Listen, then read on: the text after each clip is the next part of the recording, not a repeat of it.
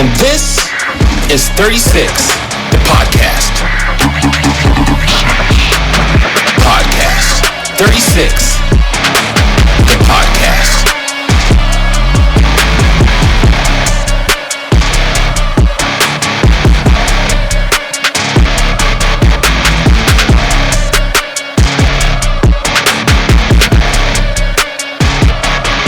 And this is 36, the podcast.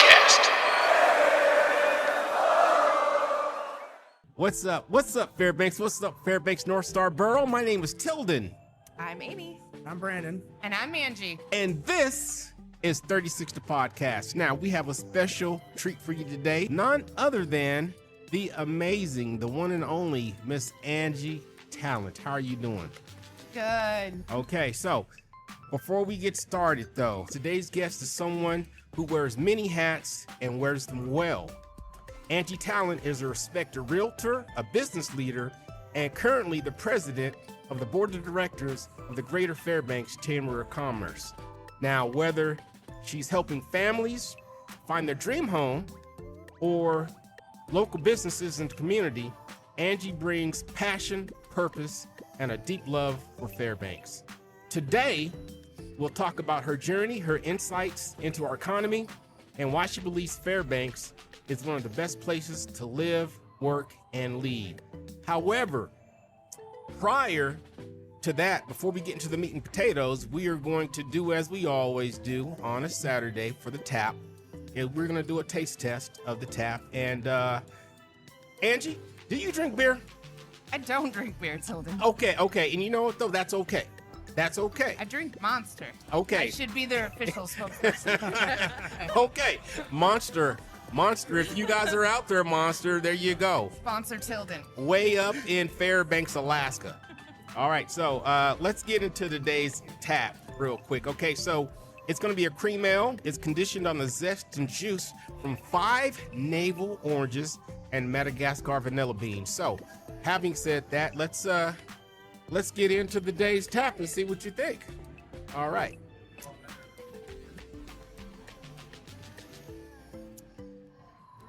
You taste the oranges? Yes. Are you sure there's 5?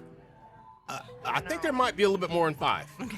Yeah. They're 5 large ones. Yes, I believe so. It's a very pronounced. So I'm feeling the citrusy thing. It's a good taste for me. Does it taste like summer? Yes, I think Yeah, that late this summer. is so this is my thing here, and so this is what I base all of my beers off of. Okay, after Saturday cutting grass, I need something refreshing. Like this would be one of those nice, refreshing after cutting the grass beers right here. Yeah. Amy? I like it. This is the first time I've tried a cream ale, Okay. right? So I get the vanilla kind of at the end. Okay. But yeah, the orange in the front, it's good. Okay. It's really All right. good. It's tasty. Brandon? Orange creamsicle. Okay. Mhm. Okay. At least the initial flavor. Okay. And as it settles off, you can taste the vanilla. Okay. Yeah, it's pretty good. All right. I like it. All right. Good deal. Hey, so another kudos to the mad scientist in the back of the brewery here, Bobby and his team. They come up with some amazing concoctions, and this is another winner right here. So kudos to you guys. But allow me to digress. Can I digress? Sure.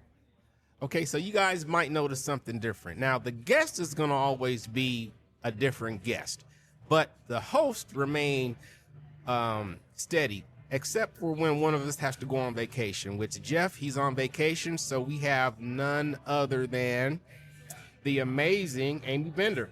Thank you so much for having me back on the pod. Thank Excited you. to be here. And so this time you're in video, so the first time we had Amy as a guest host, we were only doing our audio podcast. So now we have since upgraded to the video portion or version, and be sure to catch us on all of your favorite podcasts, whether it's Spotify, whether it's Apple, and anything in between. And also you can catch us on the YouTube video, 36 Podcast, and you can also catch us on Facebook as well. So Mr. Brandon over here, he's the webmaster, the guy behind the scene of the 36 The Podcast Facebook page, and so he will keep you up to breast on everything that you need to have happen. So thank you, sir. I'll do my best. Thank you, sir. So before we get into the questions, Miss Angie Tallant, how are you doing?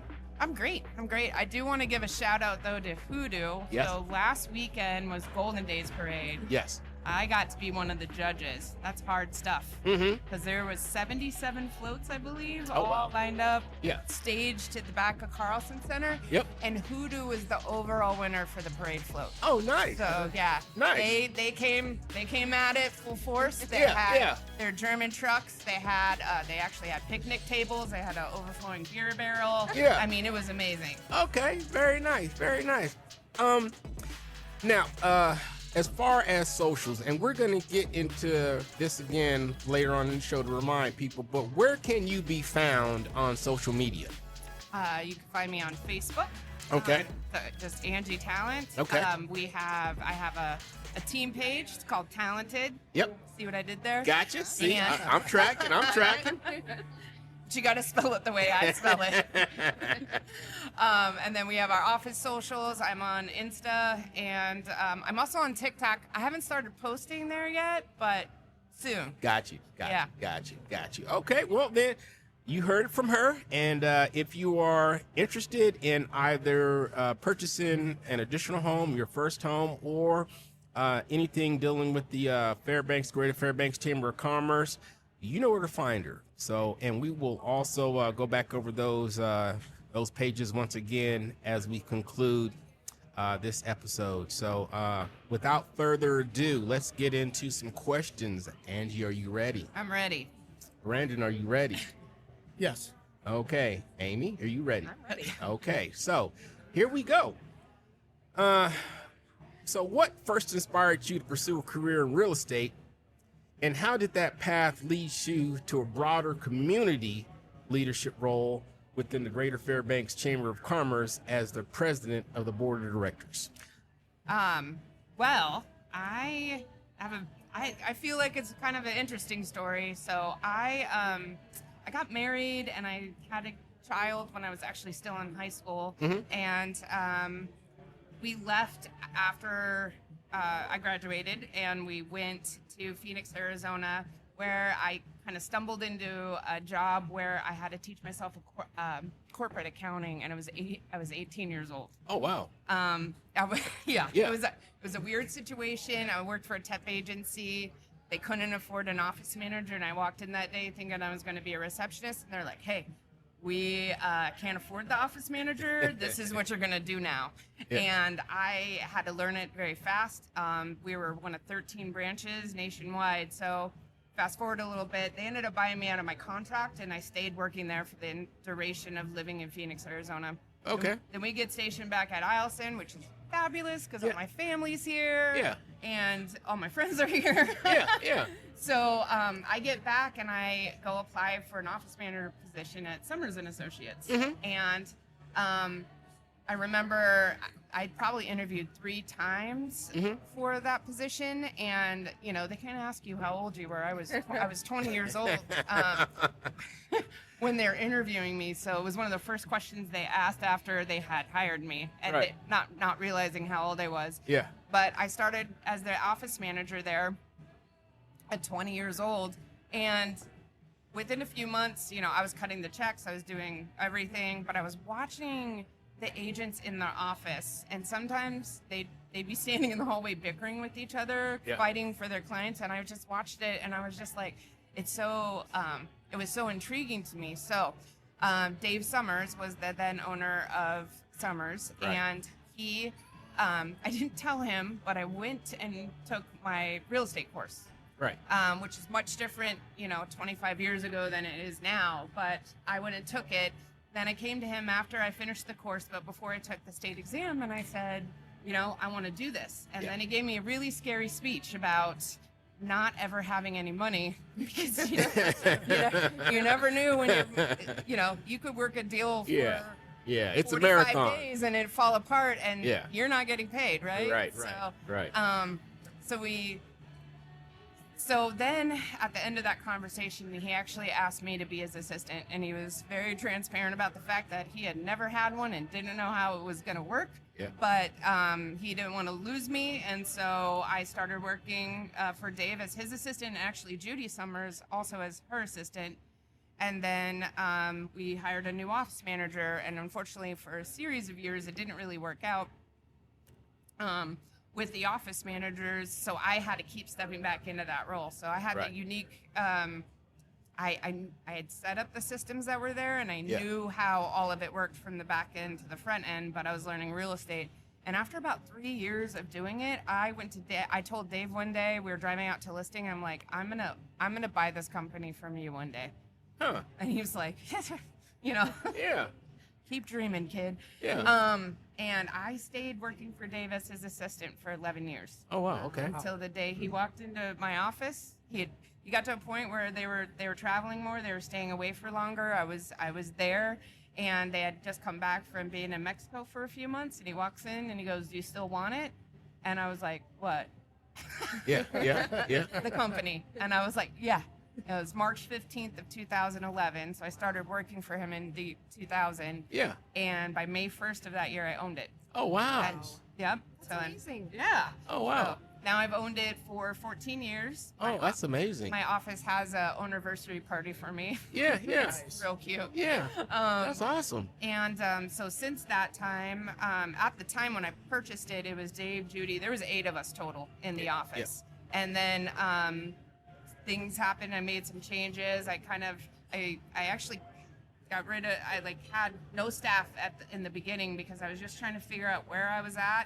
I also came to the quick realization that I didn't have a steady paycheck any longer. Yeah. Because I still had that with Dave. When you're 20 years old and you're becoming somebody's assistant, Right. at that time I had a 3-year-old. I needed steady income. Right. And so then all of a sudden I have no salary paycheck, no bonus checks coming in from Dave. Right. So I was like, whoo, it's time to hustle.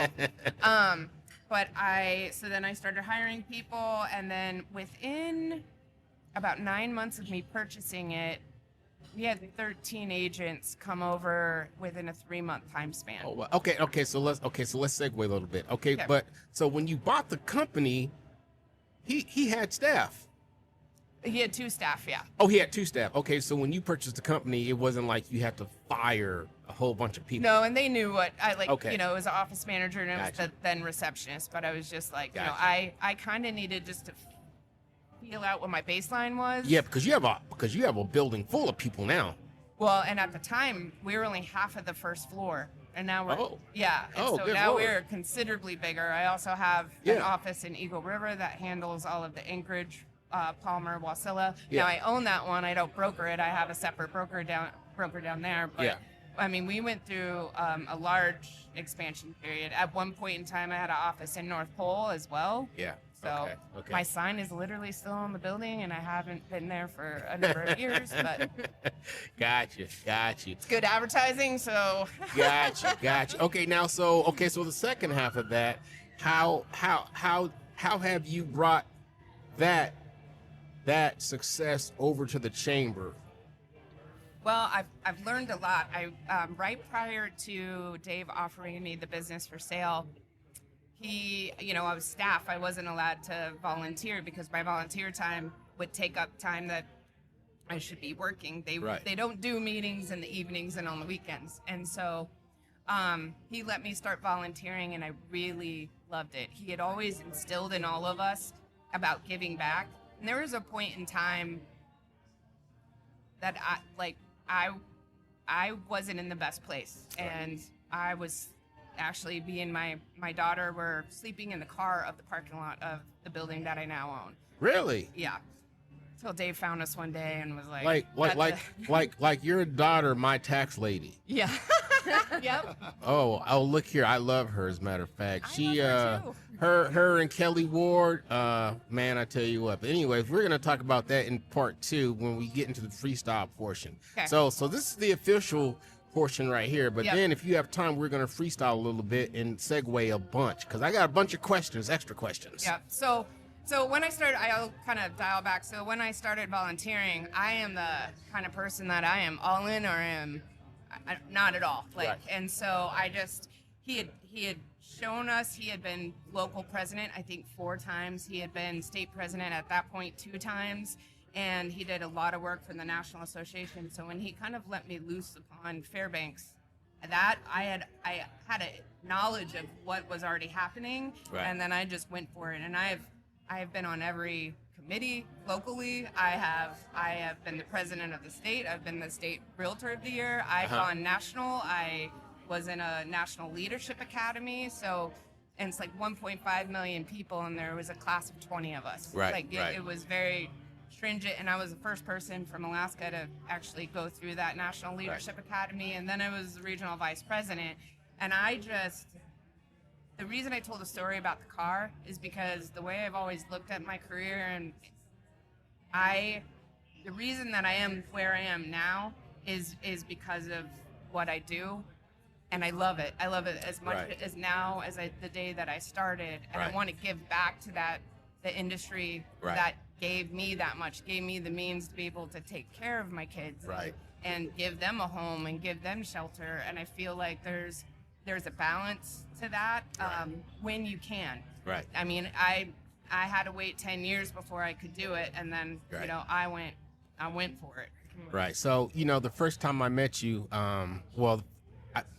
not really meet you, but first time I saw you was last year at the chamber luncheon when your daughter graduated from, or was it 2 years ago when she graduated from that The Chamber's Leadership Academy. the chamber, and so you showed up, and They let me get my yeah, diploma. yeah, and then I was like, there was something about that woman right there, and she's got like this energy about her. But now that I know you, and I go to the Chamber of Commerce meetings, I'm like, wow. And now to just hear what you just said about your backstory, kind of sort of makes it all come together. So, kudos for that. Yeah. Like you're like a Wonder Woman. Yeah, that's some Wonder Woman, Supergirl type of stuff right there. So Thank you. I think kudos there's to a lot you. more Wonder Women out there, but it's something to be said for digging in deep and working Yeah, hard. yeah, you know? exactly. So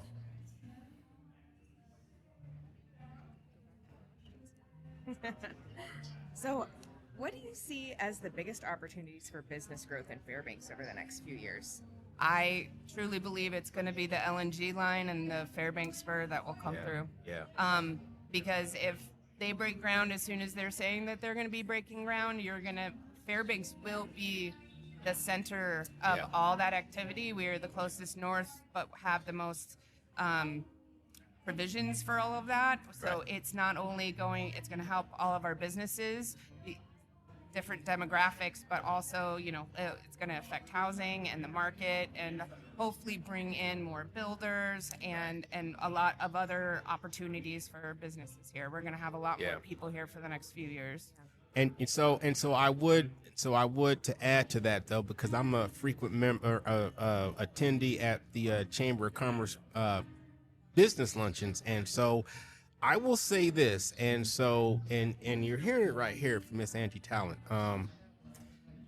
If you are old enough to remember the boom that happened when the pipeline came through Fairbanks, this is going to be something similar to that. So if you're a business owner, if there's something that you are interested in starting and you want it to be successful, and you're going to have the undivided attention of a lot more people that are going to be passing through here because of that.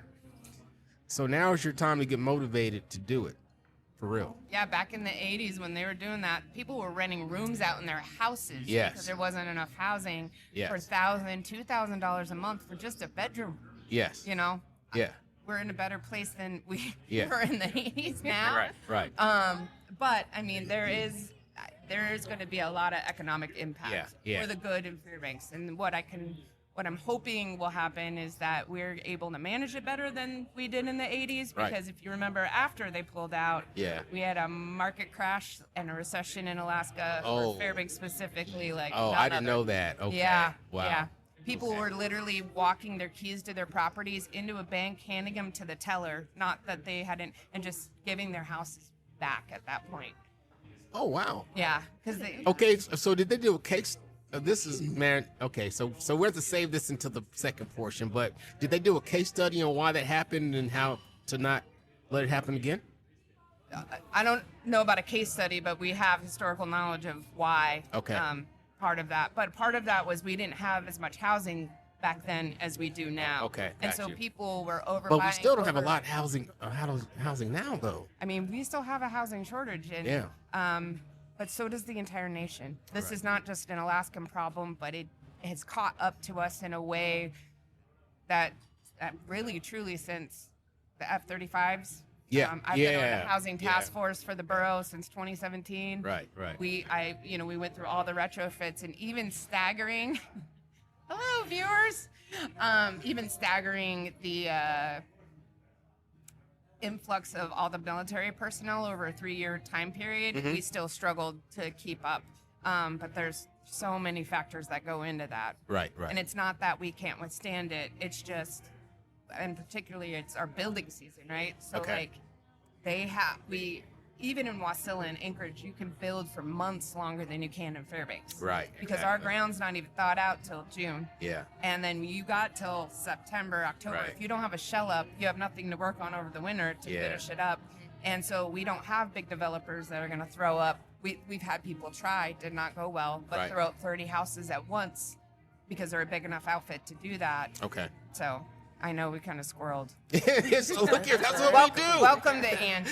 Here, that's what we do. Like, this is Segway Central. Don't worry about it. You're right at home. Yeah. So you'd made a comment there, kind of comparing Alaska to the lower 48. So my question would be, what makes the Fairbanks housing market unique compared to the rest of Alaska and or the lower 48? Well, compared to the lower 48, I mean, I would say that like trends and things that happen down in the lower 48 don't affect it. They take years to affect us in the same way, right?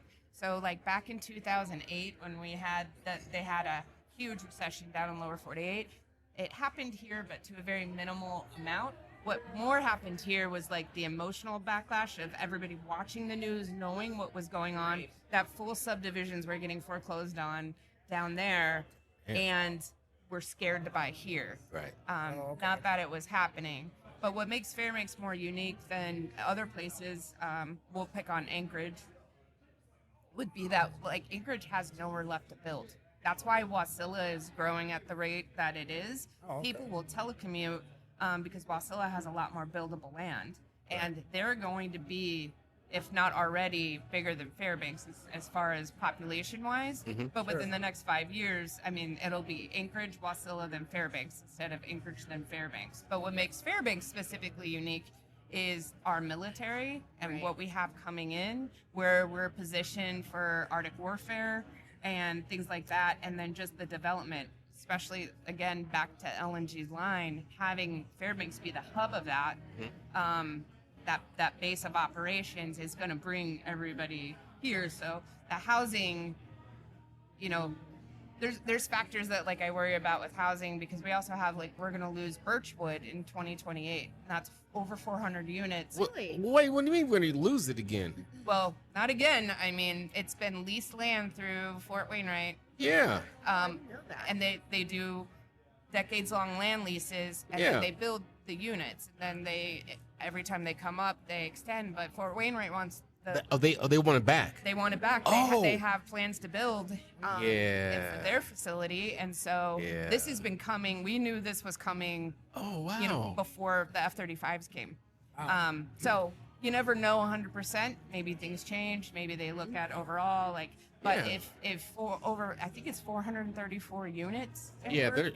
there's over 400. Yeah. Think about all those people just entering into either the rental market or the wow. housing market as a first-time buyer all Yeah. at once. It's just like 2020 and 2021 all over again, Wow. where we had all the personnel coming, Yeah.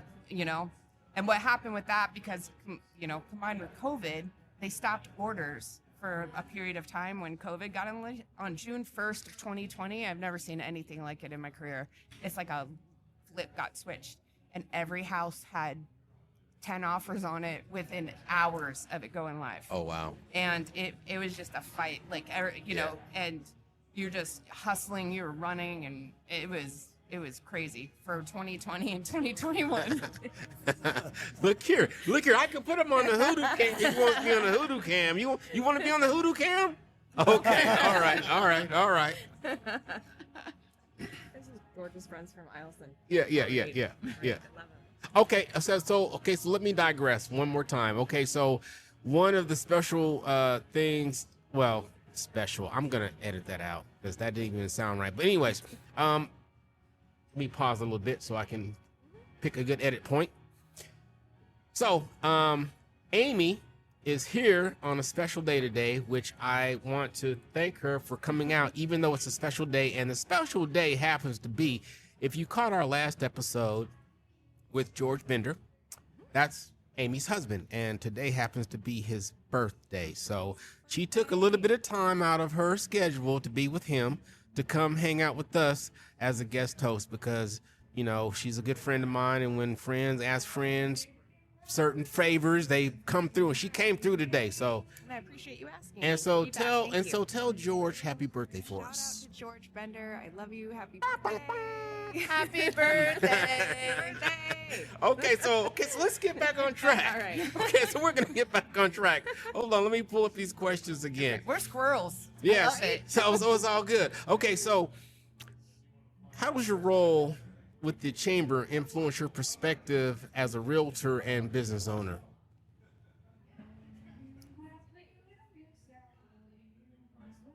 That's a great question, and I'm just thinking, I feel like being the chair of the chamber has influenced me more. Okay. Right? So, and like my business practices and what I do and who I meet, and you know, there's never a perfect way to do anything, and we all get together and we network, and I get ideas from them and different ways to look at things and just kind of broaden my horizon. But definitely being a business owner and trying to advocate for the businesses of Fairbanks, Right. and the economy of Fairbanks, Right. has definitely, you know, changed. I was actually I was chair of the chamber one other time, and it was 2021. Oh, You okay. probably don't remember it because it was COVID. Yeah, that was a tricky time. So during 2020, everything got Yeah, shut down, and it was yeah. my job to turn everything back on, and I Right. couldn't do anything right. Because if we had an in-person meeting, then half the community was mad that we were meeting in person. And then if we said, wear masks if you wanna, then people, you know, we were actually televising it, putting it on a YouTube channel. We'd have 13 views because everybody's like, well, I'd watch if you did it this way. So, you know, it's the business luncheon ceased to exist for a long time. Like, it was this hard balance of Yeah. like, how do we do this? The Golden Yeah. Days Parade was done in reverse. Yeah. So, I remember that. It feels like eons ago. I know, Yeah. but Yeah. so And this then it's this like- go around has been a lot more involved. Like, people recognize that I'm the chair of the chamber because Yeah. I'm literally emceeing all the time. Yeah. Yeah. Okay, now so is this an annual position? Do the positions change annually? They do. Okay, Yeah. So all when right, you gotcha. sign up, you say, "Yep, I'm going to be chair-elect for a year." Then you're chair a year, and then you're past chair. So next year I'll be past chair. My successor is Lisa Putnam. Okay, all right, Yeah. all right, good deal, all right. Oh, my turn. So, what are the top challenges facing local businesses in Fairbanks right now, and how is the chamber addressing them? Oh. Thanks, Amy, for asking. I'm so glad that you asked that. I think that, you know, we have a change in demographics going on right now, and workforce is probably the biggest issue that all businesses are facing, is finding not only any workforce in some degree, but the right people. Right. And but I do feel like that's going to be that it's already kind of making a shift and changing. Our economy has changed considerably, like since COVID. But you have to think of it as like a build back. Like, we're trying to build back to where we were in 2019. You know, and get new people in here. Whether we want more small business owners, which we always want, or if we want more larger companies coming in. And things like that. So I think workforce will be in kind of always the starting point to challenges for businesses. Yeah. Look here, I'm going to segue because if I don't segue right now, I'm going to forget. What is the deal with the chicken tenders place, Cane's? I was just about to ask that question. What is the deal with Cane's? I keep seeing all these Facebook posts, and about a week ago, I couldn't help myself, and I typed on there like, 4,637 days ago, we started building Cane's. And, you know, it's like everybody's going to be super excited when it's all done, and then we're all going to be waiting in line in the drive-thru for 2 hours, still just kind of like under this, you know, magical spell of a new place in Fairbanks. Yeah. But, I mean, like, we can't even get it open. I mean, Well, it's because of employees. They can't get employees, or what is it? well, they should be in the training phase at this point, Okay. of like bringing people in and getting them trained. I think the construction portion's done from what I've seen on Facebook. Okay. Facebook being my only point of information. Just want to disclose that. Yeah. But it sounds like. So you don't have any insider stuff? No, they're not. They're not a member of the okay. chamber yet. Excuse me. They're not a member of the chamber yet. I did say, I was also like, while you wait in the drive-thru line, please visit our friends at the UMV. Update your tags. Maybe you need some new titles redone. Oh, Shout out to hilarious. Curtis Walmsley. You're Yes, Curtis. There you go, sir. How you doing? Peace. Yeah. Well, I had heard through the grapevine, of course, Facebook, that they couldn't find any employees. That's what I heard. Yeah. So that's what's going on Facebook right now. But you don't have any of the inside scoop. I mean, not specifically inside scoop, but it's always been an issue. I mean, one of my biggest dreams to be one day have a Target in Fairbanks, Alaska. Oh, you know what though? The Sports Authority. Right? And so we're already segueing right now, but never mind. So we might not even have to have a second portion because we're already keep segueing. going, yeah. Okay. But the problem is like if you think about it from like Walmart or Fred Meyer perspective and the amount of employees you have to have, we don't have the right age range or the availability of those people to be able to actually like staff that store. Yeah. And now you talk about Cane's. Yeah. It doesn't take as many employees as it would a Target, right? So then you're like, okay. Yeah. What's the problem here? Exactly. Yeah. Because you would think that there will not be a shortage, like people would be fighting over positions everywhere. The mentality has definitely changed Sure. since 2020 Absolutely. about work. Yes. And people's outlook Yes. on work. Yes. And, you know, and it's affected the businesses here. Yes, exactly. And we're not going to get into any political stuff here, but you guys know what we're talking about without us having to say anything further. Brandon, are you good? So you're next. Yeah, no, I'm actually glad somebody asked about Cane's because I really wanted to ask that question. So what advice would you give a first-time home buyer entering the market here in Fairbanks? Not to settle. So depending on the situation that you're in, people look and they think, well, this is the only thing that's going to be available to me. And that might be true right in that moment. Mm-hmm. But don't settle. Don't, because you will end up, buyer's remorse is a thing. You'll end up not liking your agent or blaming them somehow because that's the closest thing to the transaction. Make sure it's the one you want. Make sure you can see the potential in it and what you want to do. And it all, you know, make sure it's what you want and you're 100% in. Don't just feel like you're backed into a corner because maybe you're getting kicked out of your apartment and since you said a first-time home buyer, like I got to find a place and I got to make a decision quick, because that is when it generally in the long term doesn't end well. Because buying a home should be a long-term game. Right. You know. Right. I would say people don't buy houses and live in them for 30 years anymore. They buy them and then they sell 5 to 10 years. Yeah. Which is more important for us to keep in contact with our clients afterwards so they remember us, who to use, and then they come back to us. But you have to also, the other big thing is not to settle, but think about that resale.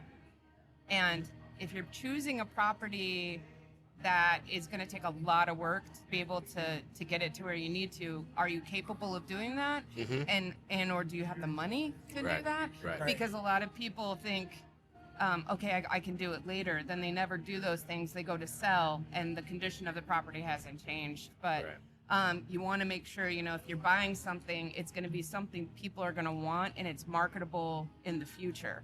There is definitely a distinct class of buyers for a 1-bedroom condo versus a 3-bedroom single family house. Right. Or, you have 2 bedrooms are kind of hard. 1-car garages are harder to sell. Or if you're in the outlying areas, 2 Rivers, Salcha, it's a little harder to sell. So you have to look at your house and you have to think, what are all the quirks? Why did nobody buy it before me? Right. And those are the things that are going to make it hard to sell the next go around. Right. Some of those things are fixable, but living in Delta Junction is not an option. You can't pick the house up and move it. So because they've had Delta Junction. Shout out to you guys. You guys have no property taxes. If the commute wasn't so long to Delta Junction, guess what? I would have bought my house in Delta Junction. I sell houses in Delta Junction all the time. It's the most and beautiful they are drive. I've seen some nice houses. So I do business with a few businesses down there, and I've been to their. I'm like, whoa! Yeah, nice. Holy smokes! Yeah. Yes. They've got a lot more building actually happening out in Delta Junction than we do in Fairbanks. So how much longer do you think the whole no property tax thing is going to last there? They're not in the borough. They're outside of the North Star borough. But eventually, city, but eventually it's going to have to be like, hey guys. Eventually, they're going to want services that they're not getting, or better services, which means that they're all going to start to have to pay. Yeah, but yeah. I also feel like that community feels strongly about not having them. So, if I had a crystal ball till then. Yep. Okay, but man, I tell you what, though, I would love to live in a taxless property tax location. But look here, I'm a gun guy, and I go down there to buy my guns. That's such a long trip, though, but I go down there because I get some pretty good prices on my guns. Damn it. Excuse me. I don't mean to talk about guns, so never mind. You're going to edit that out. You get pretty good deals on cars down there, too. Yeah, you do. You bought your, what do you call it, Lola? Yeah, that's where my mom, I bought my Lolo down in Delta Junction. Oh. Yeah, so I'm going to have to, I'm gonna edit out the damn gun part. Okay. I do I might lose a bunch of my. I don't think so. I don't think you would. No. Listeners. Okay, so. Can I interrupt real quick? Yeah. I want to segue back for something. Okay, go ahead. Andrew's talking about you think about when you buy a home, what are their quirks, all these things. What do you think the most important thing is as a buyer or maybe a future seller? What do you think people are looking for in a home? What are the must-haves that you see most commonly in people that are looking? And what do you think buyers or sellers maybe make the mistake of? Do they do too much cosmetic, updates that don't really matter? Or what are the must-haves and must-dos? I mean, I think common pitfalls. If I had a buyer that was like, I want to buy a house, I'd be like, I think your best bet is to be looking at a minimum of 3 bedrooms. I think 3 bedrooms is a very sweet spot because it is marketable to anyone. Right. Even people that have more than 2 kids. You could share a room. I shared a room when I was a kid. Sure. Right. Oh yeah, of course. I did too. Yeah. Yeah. 3 of us. Yeah. Bunk beds are amazing. Yeah, I love bunk beds. But you can get what you want. It's almost better to have a 3-bedroom, 2-bath house that has no garage than to have a 3-bedroom, 2-bath house that has a 1-car garage. Because when you have a garage, then you're like, I want 2 cars garage. That's because because his and her, and he goes to work, I go to work, and we both want our cars in the garage. Yeah. But the interesting thing, Amy, is that, and I've watched this 25 years now. I've been doing this. That's why everybody's like, that's not possible because of my age. But it's I started when I was 20 years old. And there is always something for someone, and sellers get so frustrated because they're not getting the right feedback or they don't get an offer immediately. Yeah. But you're trying to find one needle in a haystack because only one personal. person. Yeah, because they take it as an offense to their cleaning abilities or their decorating style, or what is wrong with my house, and it's like there's nothing wrong. It's about patience, and getting that person that we know is out there in that door. That's why I tell my sellers all the time: you never say no to a showing. Sure. Yeah. Okay. Unless it is your child's birthday and you're having a party at the house. Don't have them walking through during the birthday party. So but there's exceptions. So I'm gonna tell you this though. I'm gonna tell you where you guys got me all jacked up. You guys Realtors okay. staging because man, look here. Like when I see and I know it's staged because I know it doesn't look like that all the damn time. It's the same furniture in every photo of every listing. But it's like that's my goal for my house. I want my house to look staged, all because I look at all these. It's like, and I'm not even in the market to sell my house, but it's like you guys put so much pressure on us. It's and no, it's like I'm gonna say every agent has a different flavor and different like, vibe, right? I go in and I say these things would help, but sometimes I'm in a situation where there's 3 bachelor tenants living in a place and there is no help. There's not much I'm gonna be able to do about it. There's so many variables that go into it and how I'm gonna address the situation. And so other than kicking those 3 bachelors out of their home and telling them to find another place to live so I can have a vacant property, it's but staging is not something I do. Like I do not have furniture that I pull in and bring into a place. I go through the house with the seller and say, this is going to have the most impact. Okay. I love my babies and I love memories. Yeah. But take them all off the refrigerator. Right. And all the magnets, and you'll be amazed how different their house looks. Yeah. When there's like that kind of clutter is done. Yeah. And out, or maybe I'm walking through and I'm like, you really need to neutralize this paint. Yeah. Because polka dots aren't a thing right now. Yeah. So so this is what we're gonna do right now, Fairbanks. This is what we're gonna do. All of our viewers, wherever you guys are listening, shout out. I had some people reach out to me saying, "Hey, we're in Korea. What's up, Korea?" So normally we do a part 2 where we do a segue and freestyle, but we're just gonna let it flow this whole time right here because we're just as stuff comes up. Additionally, we're just gonna let it roll off our tongues. I love it. Boom. Okay. So go ahead, Amy. Oh, I was just saying, we sold our house, I think it was in 2020, and we bought another house like the year prior. And I'm telling you, I was so scared after we sold because we had to change so much. Because I think the advice we got was like, you need to neutralize everything so someone else can picture themselves living and making a home in this new space. For like 3 years at our new house, I didn't put anything on the wall. Anything was white. Exactly. I was like, I'm not going to do anything. No. Decorate. Yeah. Make it your home. I finally did. Okay. Yeah, But it's for like 3 no years, I nothing, did not. no clutter, no nothing. It's like, Yeah. You're not even selling. It doesn't have to be ready for showings, Amy. That's the funny part. I was like, I'm not putting anything up just in case we have to sell. We're not going to sell. Yeah, I love my house. We're going to keep it. It was funny. I love that you said that. yeah. Okay, now so it's back on me now? Brandon, I think. Or is it Brandon? Is it Brandon? No, it's on you, Joe. So it's back on me. Okay, so let's get back on track, shall we? Okay, so how do you balance your business success with giving back to the Fairbanks community? So when you sent me these questions and I read that one, I just laughed. Because I am not someone that has work-life balance, Tilden. Yeah.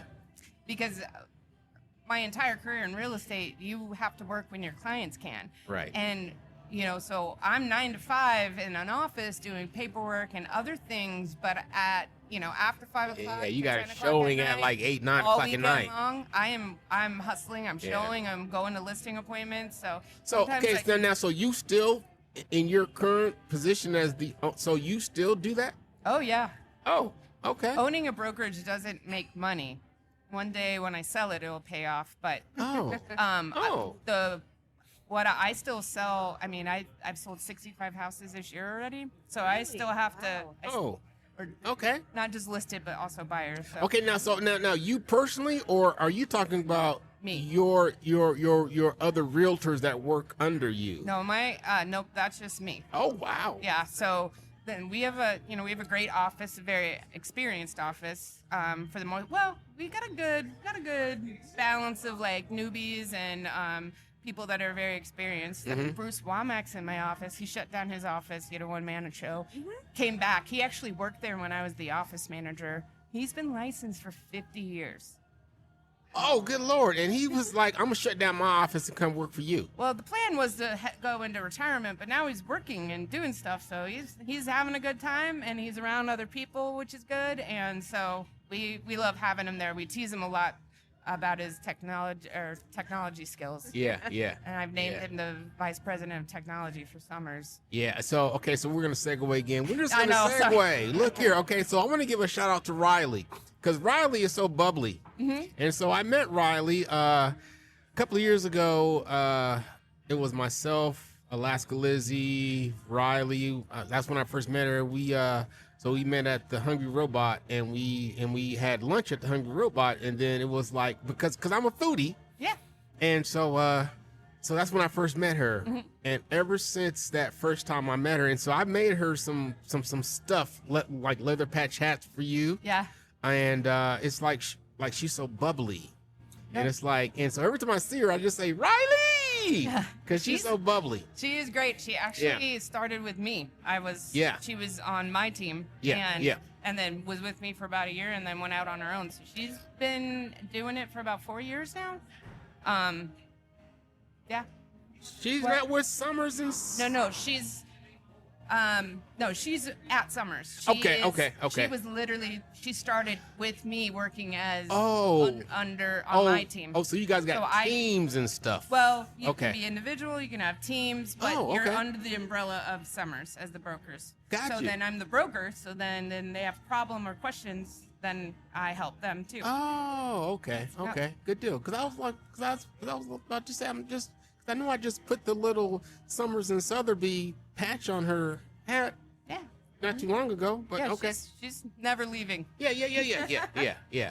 So anyways, shout out to Riley. Ooh, okay. She's gonna love that. You know what I love is I work downtown, and my drive to work, I pass your business every day. My reader board. Your reader board every day cracks me up. It like makes my morning. Who does that? So in the beginning, I was doing it. I love it. It was 2016 when we got that reader board. Okay. And every celebrity in the world was dying in 2016, and I realized I put on the reader board one day, "Don't take Betty White." And that was when I realized. Oh, wow. And she didn't go then. But I realized I can put anything I want up there. And so, but as I got busier or more demands on my time, I've segued it off to different people, receptionists or office managers that work there. So, you can kind of really feel where a person is mentally by what was on the board. I would literally some days come in and be like, "Are you okay?" Because I read the board as I'm walking in, and I'm just like... Some days they're just like more on track with like buying a home, and some days they're just off the wall, and they're just so funny. Yeah. Like, don't ever stop doing that. We've had them, so we do them on a monthly basis. So that way we catch birthdays, events in town, and then we fill holes with what we want to say. But we keep all of them because I'm like, every once in a while, just go back to like 2017 and pull one that I wrote and then throw it up there because just recycle it. Yeah, we need because they're still like relevant to the day. They are, and they're good. Exactly. There's some real estate-y, but there's some like off the wall. I've shouted out to people on the board being like, today, Sarah Earl, today is National Cheese Day. Are you ready? Heather Lambert, it's National Wine Day. I've had people call me and actually like ask me to be like, can you wish my husband a happy anniversary? And I've done that one year for April Fools, we put on there, it just said, "I'm pregnant." Yeah. And there's people all day long coming over, taking pictures under the sign Oh, wow. Nice. so they could send it to their Nice. significant other and Yeah. prank them. And I love Nice. that. That's Nice, Yeah. nice. Okay, so since we're not gonna do a part 2, since we're just gonna lump it all into this one episode right here, we're gonna take a little break because it's time for a break, and we're gonna refill our we're gonna refill our chalices, Yeah, Angie's already on her. our second hour. drinks I of did. choice, and please join us, or please stay tuned and continue when we get back, because we have a few more official questions, but we also have a few more segues too that we're going to get into. So on that note, please hold tight and we'll be right back. Now we're doing it. Take over. It's okay. He can edit this. Take over from Tilden. Tilda, You'll never we're know. doing this. I'll never be invited back on the pod. I hope this isn't ruin my chances for the Christmas spectacular. What you got to do is you got to hit the button again before he sees. Oh, yeah. And then he'll catch it when he's doing the editing. I know, he's gonna be like, "What was What this?" happened, guys? All right, so what do we want to say when Tilden's out?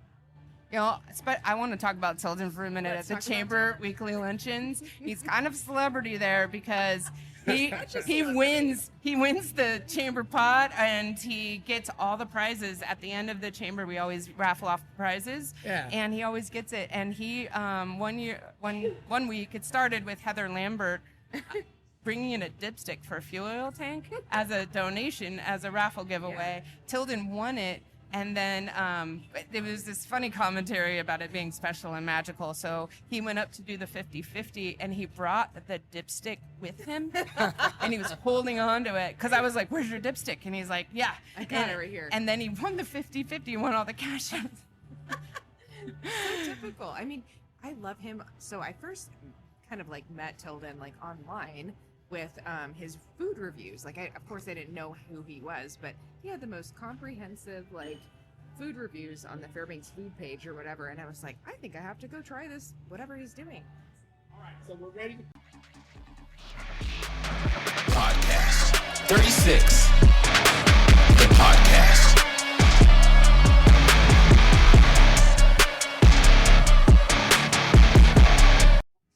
Welcome back, Fairbanks. If you guys are still with us, and so we're doing things a little bit differently today. Normally we do the official 10-question portion, and then we take a little break and we come back for the freestyle. But we've just. If you guys know Angie, I could talk. if you guys know Angie, then you understand why we're just lumping it all in together. So we're back. We have a few more official questions, of course, with a lot of segues. So yeah, there's that. So take it away. Okay, Angie, can you share a recent chamber initiative or success story that made you especially proud? Well, every year the Fairbanks Chamber does a lot of advocacy work for a lot of business initiatives that are coming out, and we've done a fabulous year. We've had a fabulous year of advocating for businesses. We go to Juneau in February, and we advocate actually on the Hill. The biggest thing that just kind of wrapped up would be Golden Days. And so Golden Days is really special to the Chamber. It is our biggest event of the year. It's a week-long celebration of everything that makes Fairbanks Fairbanks, and lots of fun things to do. So I'm really proud of where we've come. I know I've talked a lot about COVID and kind of that time, but it's like, there was a period of time that we were we just had a reverse parade, right? And then we're back to having the old time games at Alaska Land. And it's still Alaska Land. Always Alaska Land. Alaska Land forever. And then comedy shows, and then we have the Business Partners Night, which is essentially our kickoff. There's Felix Con, which was super fun. Yeah. And then we have the Golden Days Luncheon. I dressed up as Felix Pedro. I had a very beautiful mustache. And and just getting back into the events. But the event itself, I mean, if you think about the staff at the chamber, there's 5 people at the chamber that pull this off every year. There's a ton of volunteers. Shout out to everybody that helped. But it's really hard, and it's a lot, especially the day of. The jail was out and about. Yeah. The week before Yeah, Golden thank Days. you. Thank you, I've though. never seen them before. I loved Thank it. you, They though, were for here getting me at arrested. Voodoo. You're welcome. Yeah. Thank They you. were at, like, the Thank you. breweries. Like, I haven't seen so much activity, with the Golden Days jail, and that was like really nostalgic for me because, like, as a kid, you would see the beautiful women and like all dressed up, and You're like, I want to get in there. I'm like, I want to do that. I want to get in. Thrown in jail. Just for Golden Days, guys. And it was so cool just to see more of a presence, I guess. Like, it just felt so interactive this year. And it felt like more like old time Golden Days. Yeah, it no, did, I loved it it did. too. And the sourdough pancakes. I mean, there's the Golden Days jail and the pancakes. They're actually not chamber, but they're lined with us, and we advertise for them to get them out there. Until then, what I learned with the jail a long time ago, because I kept getting thrown in jail, is the moment they approach me, I give them my credit card. Yeah, exactly. Yeah. So, because I can't lose those hours. I gotta. I mean, it's fun to ride in the jail, but if you've done it once, you're like, here you go. Yeah, Well, however I exactly. can support you, and here's some names, Yeah, and yeah. I gotta go back to my desk and work. Yeah, exactly.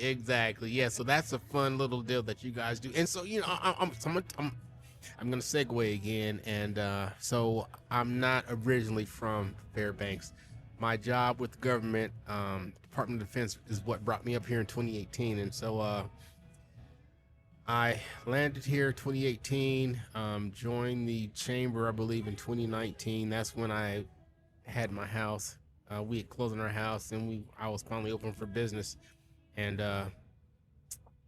I tell you, and so I've been a lot of places throughout my military career because my job with the Department of Defense, I still PCS. So, however, when I got here in 2018, it's hard to find people who want to willingly come to Alaska. The reason I'm up here is because I had been in my previous location for like 9 years, and this is just like, so they treat us just like we're active duty military, 3 years to 5 years max at any duty location. But I had been there for 9 years because I want to, look, I'm not gonna lie, I want to retire and buy my forever home in Texas. But the longer I stay here, I'm like, you know what, man, Fairbanks is pretty cool. Fairbanks. Fairbanks is cool. Yeah, Fairbanks is an amazing community. It is. Yeah, I could see myself It is like hanging out here. one big family. If there's any Gilmore Girl fans out there, it's like our own little Stars Hollow. Yeah, right? yeah. I love Fairbanks. So I'm actually a military kid. Like Yeah. Oh, really? Yeah. So I was Okay. born in Germany. We moved to Washington. We lived Which in part of Germany? Bad Konstadt, outside Fort Stuttgart, is where I was born. Oh, Stuttgart. Yeah. Yeah. So you're down in the Black Forest, I believe it's called, No right? idea. Okay. Yeah. No clue. Okay. But we went to Washington, and then my dad was a recruiter for a year in Michigan, and then we went to Savannah, Georgia. So you're a and- military brat. Yep. So 1989, my dad's like, we're going to Alaska, and we took a month-long trip in a Astro van. Yeah. My mom, my dad, 3 kids. Yeah. Drove up here. Man, so you've visited seen everyone on the way. So you've seen this place grow since you've been here. Yeah, I remember when there was no overpasses. Really? Yeah. Or roundabouts. Yeah. Oh, wow. Or the GAR. The GAR. The Great GARs, GAR. yeah. The GARs. My husband's an operator for DOT, and there is nothing he hates more than plowing cars. Ooh-wee. I hear about it all Ooh-wee. winter long, so you're welcome, Fairbanks. Yeah. But no, I'd never, I mean, growing up in this community, I think a lot of our younger generation, and I was one of them, couldn't wait to leave. Yeah. And so when I got married really early, like we talked about before, Yeah. and I went to Phoenix, Arizona, and going from Fairbanks, Alaska to Phoenix, Ooh-wee. Arizona, even in 1997, The heat smacks you. well, and it's millions of people, and Yeah. there are roads, 3-4 roads crossing at the same time. Yeah. I've never seen highways like that before. I Yeah. was scared to death. I didn't leave our apartment for like 3 months. 'Cause Yeah. I was just like, Yeah. I can't do this. Yeah. I mean, I'd go out to wash clothes in the laundry facility and walk back Yeah. in. I was Yeah. afraid. Yeah. But you know, they don't have a sense of community. They're too large for They're that. too big, yeah. And coming home, I knew I was never gonna leave here again. Really? Yeah. When we came back in January of 2000.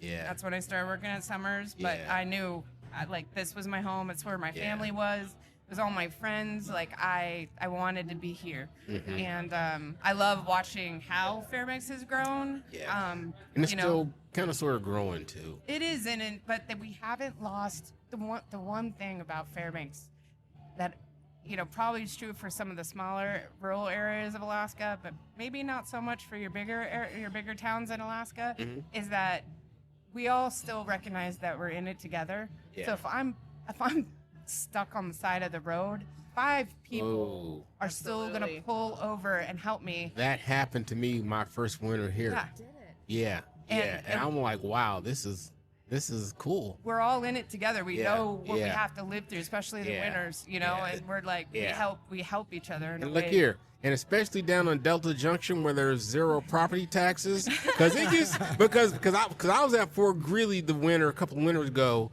supporting the soldiers on Fort Wainwright, HUA.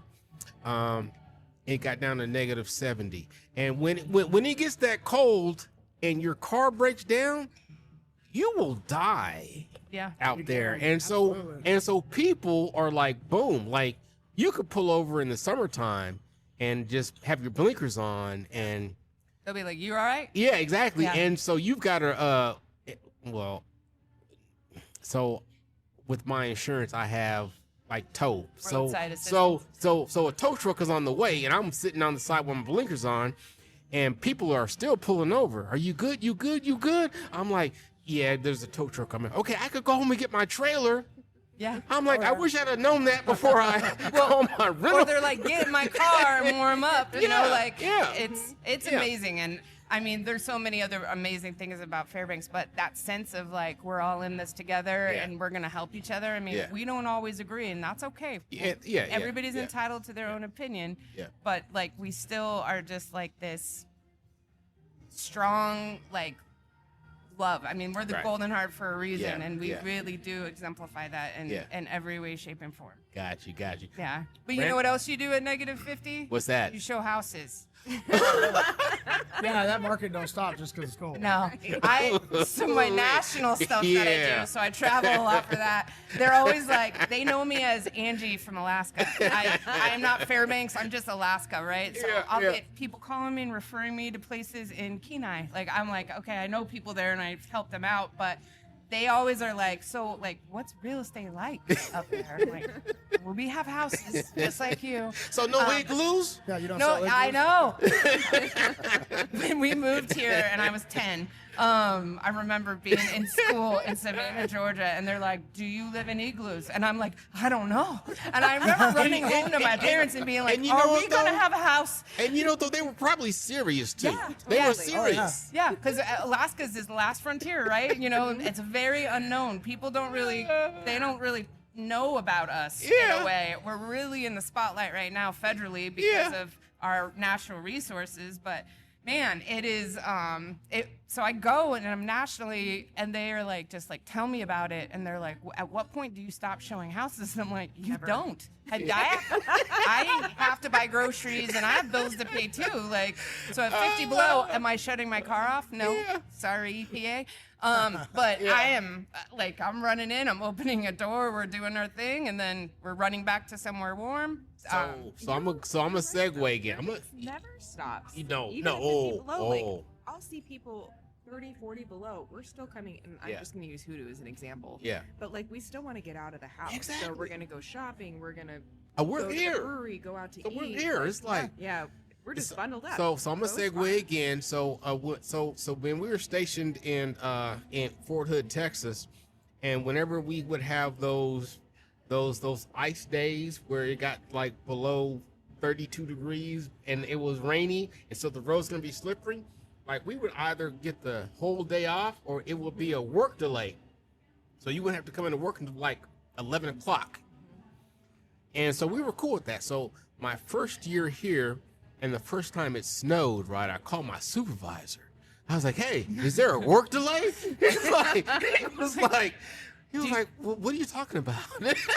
He's like, you know where you are? He's like, 7:30, you're going to be here. I'm like, Roger that, sir.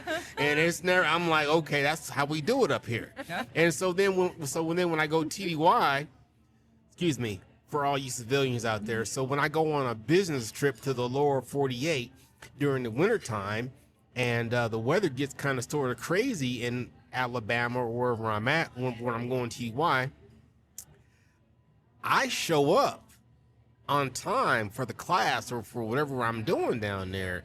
But then it's like, well, hey, you know that there's a work delay. I'm like, that's not even bad weather. But anyways. That's 5 snowflakes. What is even happening here? I know. Exactly. Whatever. Anyway, so Brandon, go ahead. Yeah. So, where do you see the potential for new development or investment in the Fairbanks housing market?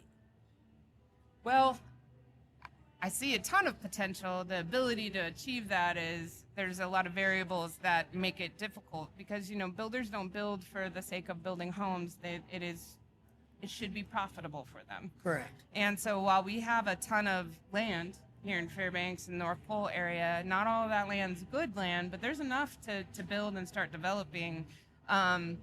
It's just that it's got to pencil out, you know, for the builder. And what's happened over the last 5 years when we had kind of a halt in any type of making supply. I mean, do you guys remember when plywood was almost $200 a sheet? Yep. Yes. You know, like it is.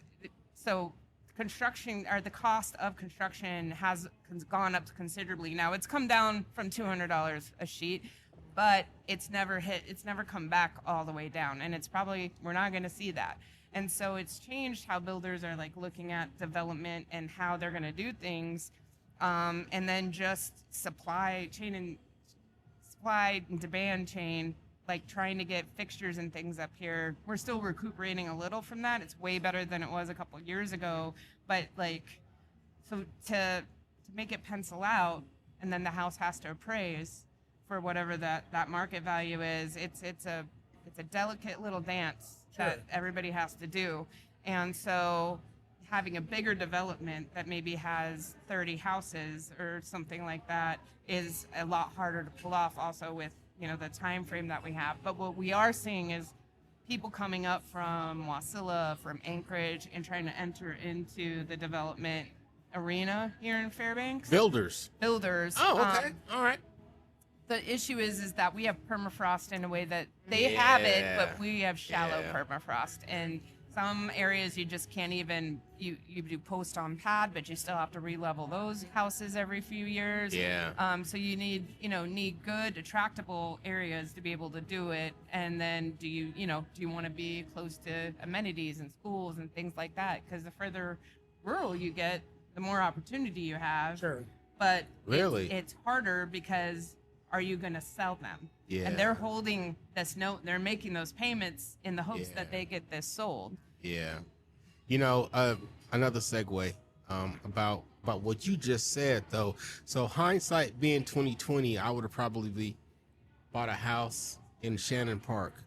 And the reason I say that is because the house that we bought, I love my house to death, but it's off of Chena Hot Springs, right? Mm-hmm.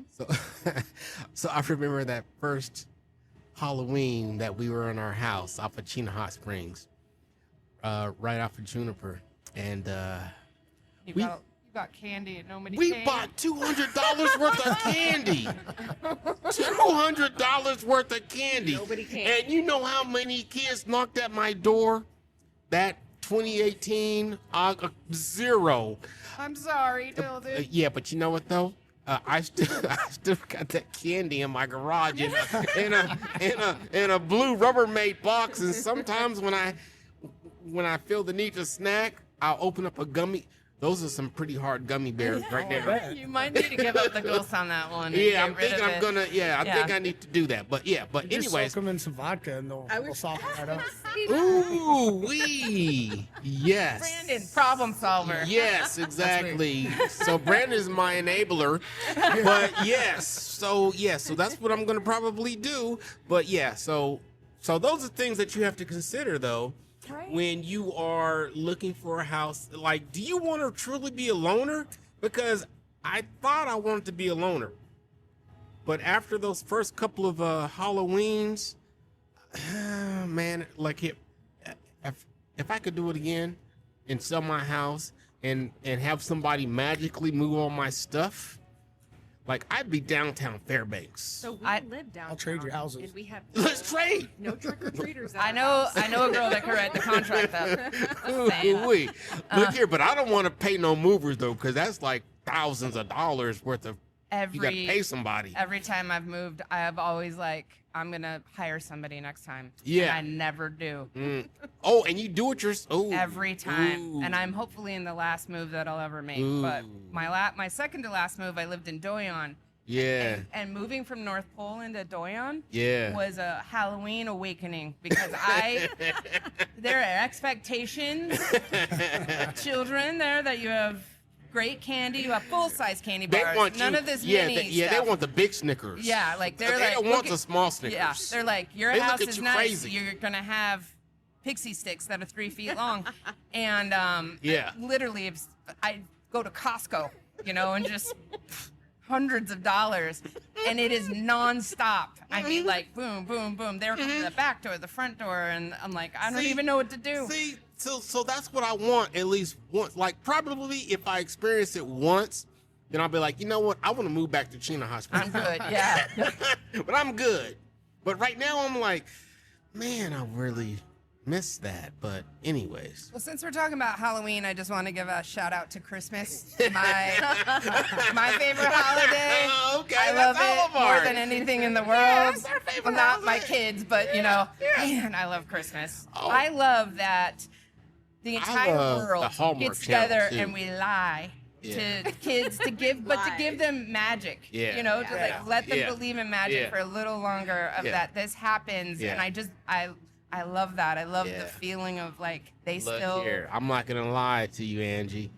I put my Christmas decorations up on November 1st. I don't care. Same, and The you're my day, best friend. the day after Halloween, because honestly, if you wait until after Thanksgiving to put your Christmas decorations up, you put them up, and then it's time to take them down. Yeah, I want to enjoy that. I want to Exactly. savor every red and green Exactly. ornament I have.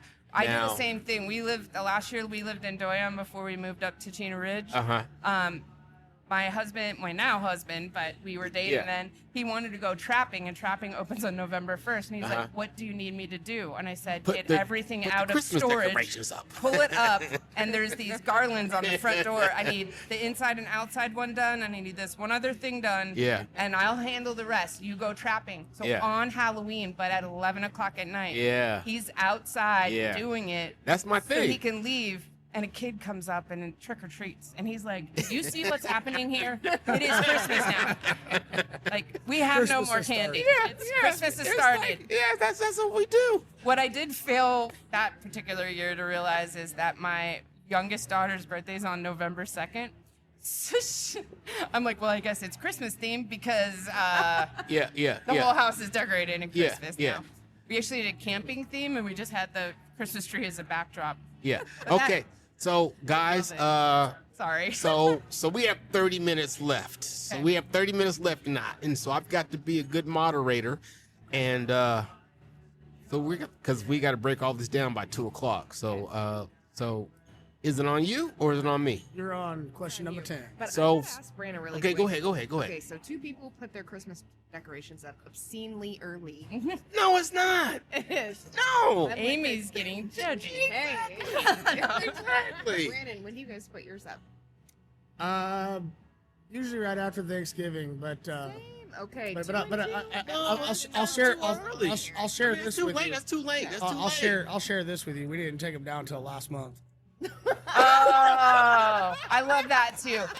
But I mean, we do take them down in like January. Like You do? Yeah. Shoot for January, but we No. just got a little busy. I take my downs in February. What? February. Well, so That makes sense. So here's my thing. So while I'm in Alaska, I'm soaking up the whole Alaskan experience. Hallmark Channel, Yeah. cocoa, Absolutely. marshmallows. But I'll be honest with you. By the time February, March gets here and there's still snow in my yard, I'm like, man, F Hallmark, F this Christmas tree. But then you take it all down, and then it's like, it's time to put it up again. well, and it's a feeling of emptiness, and you're like, what just happened? Yeah. Like Yeah. there's nothing in my house anymore. Is how I feel every time. Exactly. It's like, man. Oh, well. And then I start buying Christmas presents in May, and Oh, it fills me you with know- the Christmas Oh, spirit do again. you know where to go to get the best prices on your Michaels? Oh. Michaels, yeah. I thought you were Now- doing an Amazon drop. Now, so Amazon so do you go to the Santa house when they do the 25% You know what? military discount? I've been to Santa Claus house, and I lived in North Every year they do a 25% off. 15 That's when I years. buy all my Santa Oh. Clauses. Come with me. So my family goes every Christmas Eve Okay. to tell Santa what they want. Oh, wow. I'm real traditional in this. Okay. But Yeah, yeah. That's fine. we do go right when they open so we can get in and get out. because it gets insane in there. yeah, it does. But it they've does. got it down to a science now. 10 years ago, you're like, I'm going to take this number and I'm going to live here now. Because I might see Santa before he actually has to like jump in the Beautiful sleigh. out there. I mean, they've done so much. Oh, I know. Yeah. I do miss the old Santa Claus house a little bit. The old Santa Claus house? So- see, that's another whole segue right there. I think you can do an entire podcast on Christmas till then. yeah. Feel free to call me. I will talk about And Santa look here, all day Dale. long. Make it a Deal. Christmas special. Deal, we could do that, and that like that would work because we're in the perfect freaking location and state for it too. 36. At the Santa Claus house. Yes. At the oh, Oh, I love all of this. ooh, bro, yeah, I mean, bro, I'm just a follower. You're the leader. bro. Okay, I'll be so there. so we're gonna finish up, man, because we really have to break down all right, because it's all right. almost 2:00. Let's get on track. Okay, guys. so my last question. Are you ready? I'm ready. Okay. What does Fairbanks mean to you personally, and how does that shape your approach to both business and service to your community? I mean, Fairbanks is home. Yes. It is my home, and it's where it's my children's home. It's Right. my friend's home. I love Fairbanks. I want to see it. It's this weird mix of, I don't want to see it change too much, Right. but I want to help it evolve and be able to give back to the community and see opportunities come to Fairbanks that otherwise wouldn't, be here. Right. And right. so, because I don't want to lose that golden heart love, that Right. I don't want to lose that you're pulled over on the Right. side of the road and Yeah. nobody stops. Right. Yeah. I don't yeah. want us to get it Yeah. too big, our mentality to change, and we're too big for our britches. You know what I mean? Right. But I feel like if that ever happened, that's a long time from now. I might not ever see it, but I feel like Fairbanks people are, we're grounded in a way that, we're also geographically. I mean, we are it. We have to depend on each other. Absolutely. But what was the second part of your question, Dylan? Because I feel like. Well, here, let me look it up myself. Okay, so, and how has that shaped your approach to both business and service?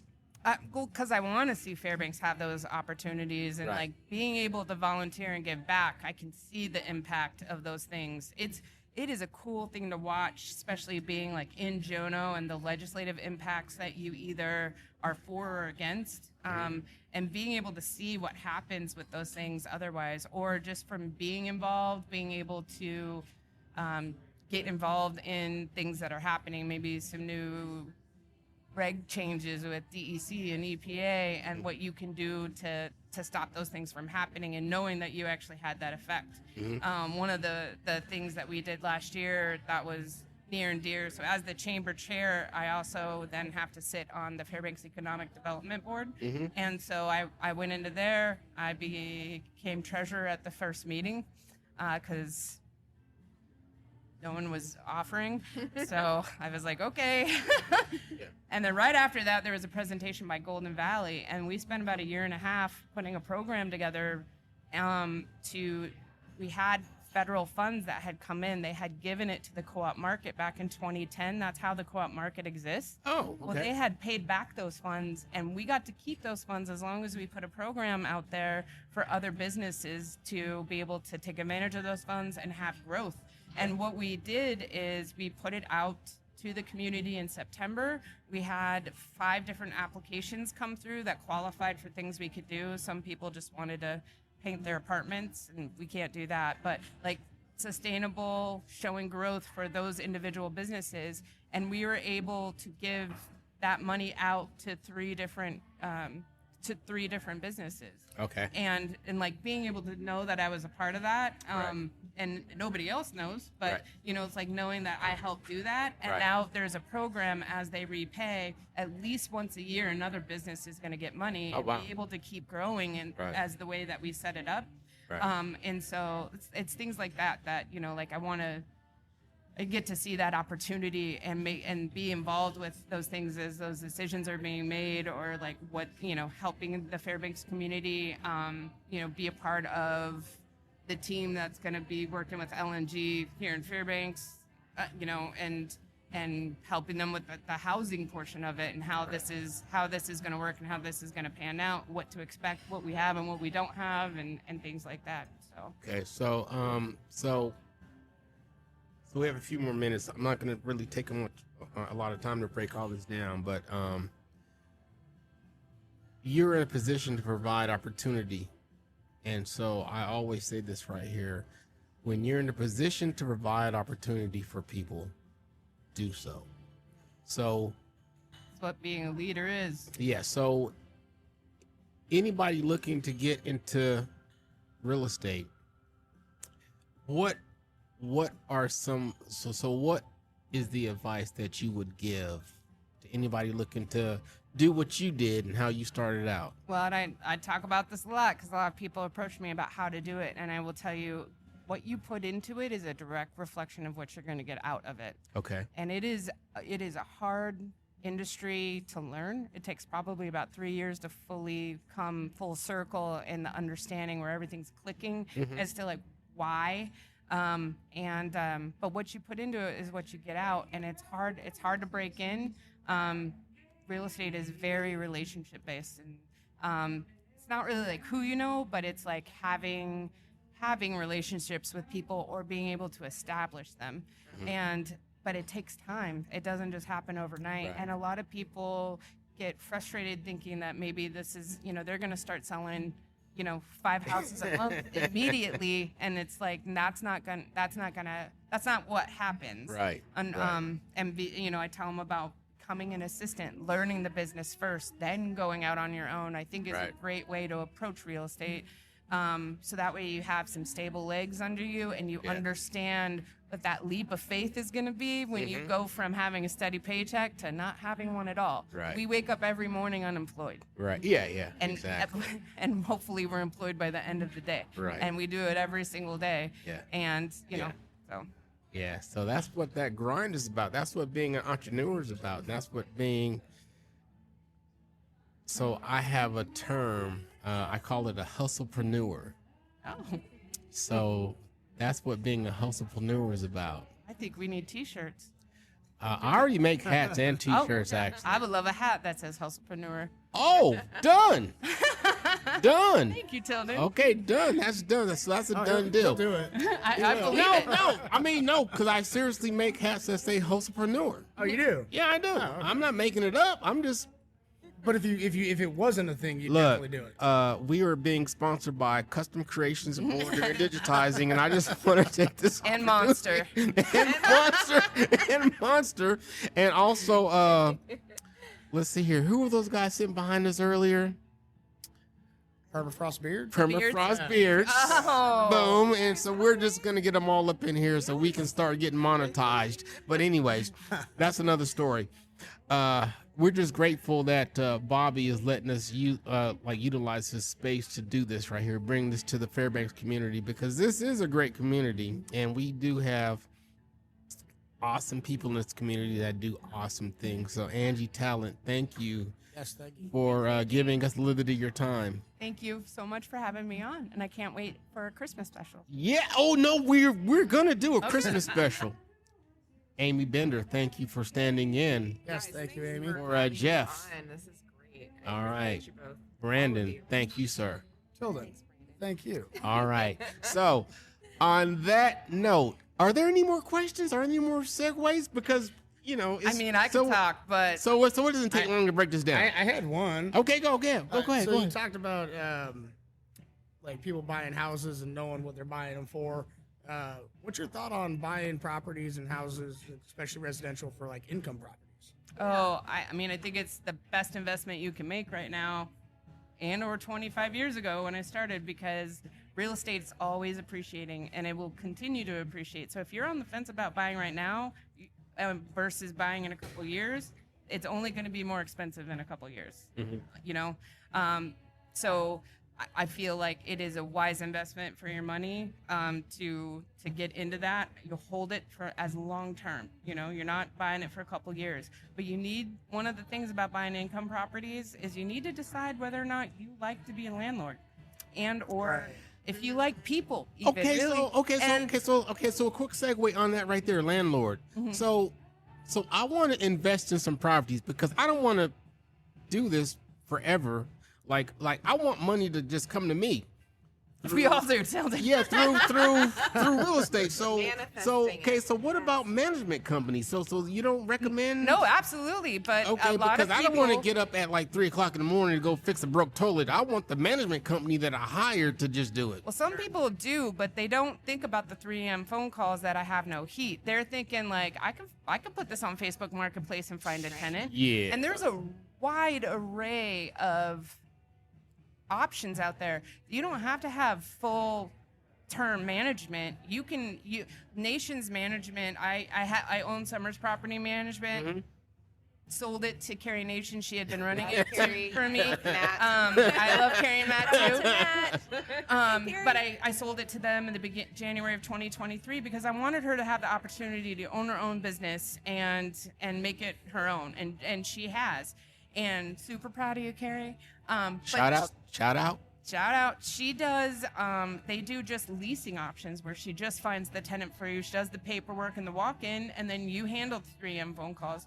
But a lot of people don't realize what it all entails. Yeah. And they think they can I'm do not, it. I'm not doing that. And within a year, they're finding a property manager, Yeah. or they're like, hey, I want to sell this because I can't do this anymore. Yeah. And exactly. or they get a bad tenant, they have a bad experience, and they Yeah. don't realize, if you think about a full picture, you're not always going to have just bad tenants. You're going to have some really great ones too. Right, But it's right. about that experience that you have at first that will kind of really lay the groundwork on, like, can you do this or can you not? Yeah. And I've had it both ways. I've had people, I'm like, here's the leases, like I'll be information if you need me years from now, and Yeah. I help them out. But I'm also here's professionals that do property management. Right, You right, feel it out, right, see how you right, do, and if right. you it's not your bag of tea, you need to hire somebody. Don't just give up and sell the property and be like, this is not for me. There's other ways to be able to walk away from it, but it costs money. No and doubt. You gotta be profitable with your rents to be able to balance that out too. So on that note, so first of all, full disclosure, if you guys have been with us for the first, how many episodes have we videoed? This is 13, right? Well, but video. Oh, video. Is This it is 4 number or 5? 4.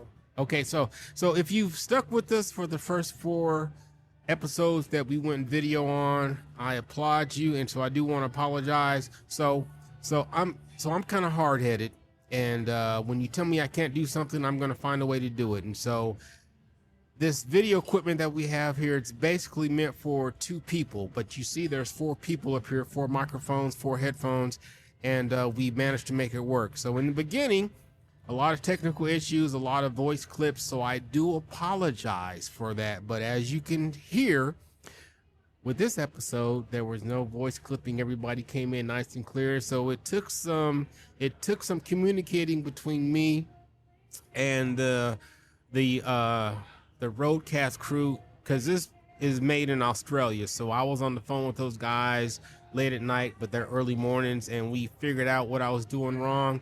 And so as you can see, Brandon sounds good. Our guest sounds good. No clipping. I always sound good. Yes, yes, you do. But there was some clipping in the beginning, and I just had to send the audio because I was like, you know what? We can't go back and retape, so we're just going to send it. So I want to apologize to our first 4 guests, and we're going to have them all back on. Brenna, George Bender, Darren. McCrae. Scott McCrae, and we're going to have you guys all back on with the correct audio, so that way everybody gets the full experience. Didn't we also have VMAX on the video? And VMAX, and we're going to have VMAX. This is number 5. Oh, this is number 5. Yeah. Okay, so we're going to have all you guys back on at a later date, and we're going to do it with the correct settings now. So I want to apologize publicly for that. And on that note, no more segues? Good. Are we good? Okay, so my name is Tilden. I'm Amy. I'm Brandon. I'm Angie. And this was 36 the podcast. And we are out. Peace. Podcast 36.